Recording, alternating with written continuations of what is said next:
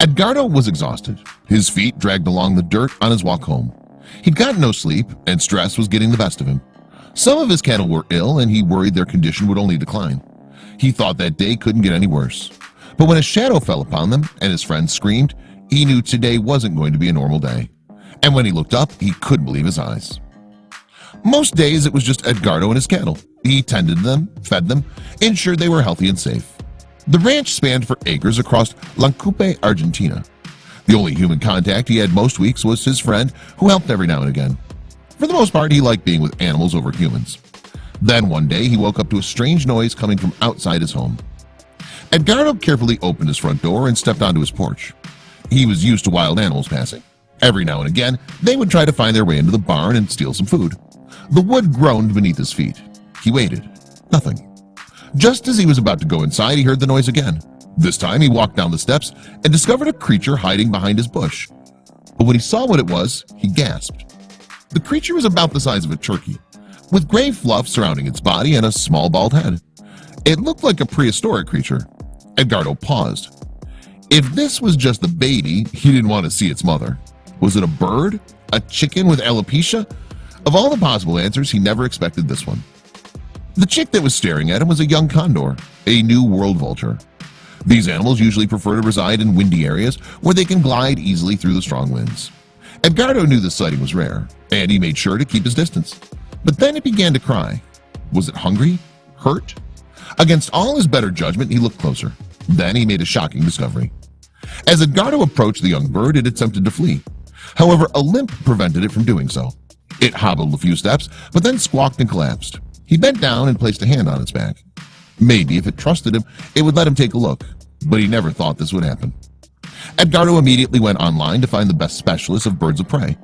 Although many would prefer to have the beast as a trophy pet, he did not. His mission? To rehabilitate the animal so it could live independently in the wild. He never intended to tame it, but if he was going to help this bird, he needed to make it strong. And he soon discovered what that would entail. Like any vulture, a condor survives by keeping their eyes on the ground for carrion. However, they prefer to feast on large animals. Unlike their ancestors, condors do not have claws as sharp as other predators. However, many still avoid these aggressive birds. Condors have not yet forgiven humans for hunting them for centuries. Edgardo named her Condorito and vowed to take care of her. He wasn't afraid, but he should have been. Edgardo went to the butcher's 3 times a week for scraps and leftover carcasses. He set up a nest for the animal in his shed, fearing she would be trampled by the cattle in the barn. He thought the bird would settle and heal, and she did. But a month later, he returned from the ranch to find she had disappeared. He thought he'd never see her again. But elephants aren't the only animals that never forget. That day, Edgardo decided to walk home from the ranch. The sun was scalding, but it made him feel awake, alive. He had a rough couple days. A few of the cows were sick from pneumonia. He and a friend had been out all night and all morning, keeping a close eye on them. Then a shadow was cast above him. Was it already night? Then his friend shouted in horror. A huge figure circled them. "Run!" His friend sprinted ahead towards the house. "What is that?" he panted as the dust rose from the footsteps. Then a black mass landed ahead of him, its wings spanning 10 feet. Edgardo paused. His friend fell in fear. What was it? What did it want? Then it ran towards Edgardo. His friend screamed as the animal jumped into Edgardo's arms. Then something clicked. "Condorito, is that you?" He held her face and studied her eyes before she pushed her head into his chest. Finally, she'd returned to him, but she had grown to a colossal size. Her feathers had turned black, but her head remained bald. She was more like a pterodactyl than a bird. Why had she returned? Condors are not known to befriend humans. Unfortunately, the giant bird of prey is often a proud display of mantelpieces for many hunters, but their usual area of residence makes them a rare sighting. They only stray from their homes when food is low, and surely enough, Condorito was hungry.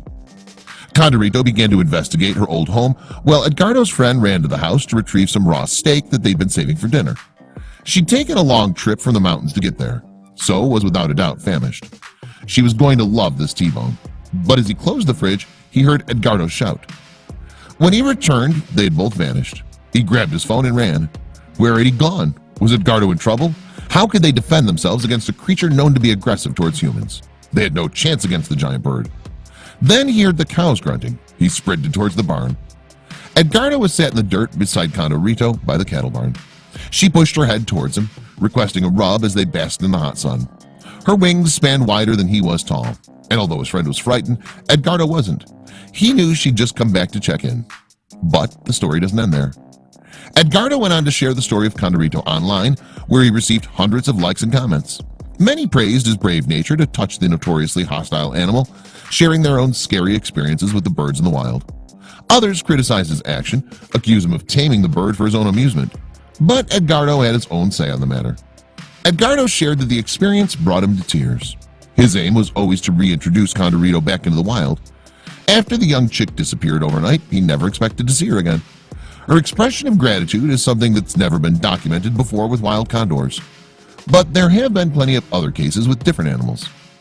Condorito wasn't the first animal to remember their savior. In the late 60s, John Rendall and Ace Berg adopted a lion cub called Christian. As the animal continued to grow in their small flat in London, they had no choice but to introduce it back into the wild. A year later, they flew to Kenya, but they were warned that the beast had become wild. However, the animal instantly recognized his friends. Were birds really any different? Edgardo thought Condorito's visit was just a once-off. However, she continues to visit him on a regular basis for hugs and treats. Edgardo considers himself lucky to have formed such a strong bond with this wild animal, and it seems as though they have years of friendship to look forward to. But how will Edgardo react when she returns with the family?